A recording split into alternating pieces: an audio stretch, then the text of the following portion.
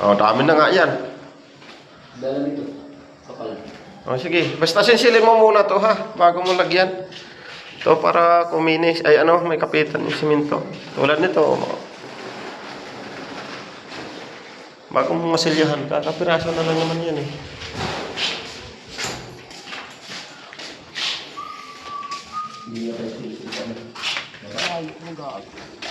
Dapat inunat mo muna to eh. Para yung dulo dapat ang ano eh. Ito oh, dapat yung inuno mo yung dulo.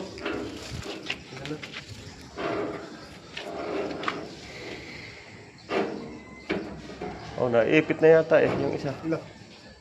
Ba naman mo? Wala buhol.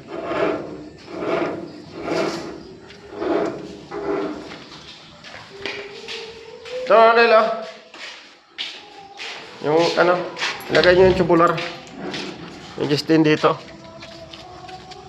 O, para may adjust mo yung tali. Para pag kailangan iangat, iangat na lang. Tapos maglagay kayo dito ng tukod. Bintana, iwasan nyo lang ito na ano. Para hindi gagalaw yung tubular. Diba? Lalagyan nyo lang ito dito ng tukod. Tapos patagos doon. Para may pagkakapitan yung tubular. Kaysa magbiting-biting ka dyan.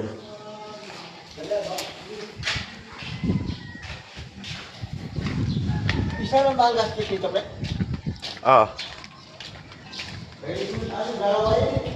Ha? Dito kasi dalawa eh. Hindi, ayan, laboratory lang naman yan. Diyan, sa taas yan. Sabi ko baka dalawa to eh.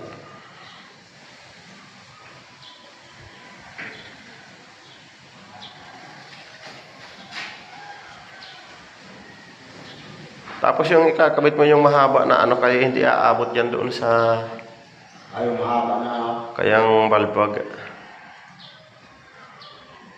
Pero yung valve maski huli na yan, madali na lang naman yan. Ayaw mahaba na yun. Oo. Yung ikabit ko dito. Higpitan mo na lang dyan. Eh, pag nakapix na yan, mahirap na ikabit yung gripo na yan. Dukot-dukot.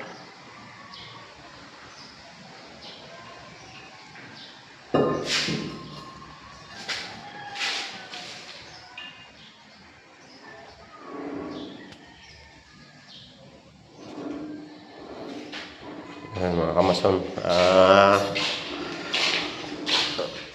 Ilang araw na lang. Finish na kami.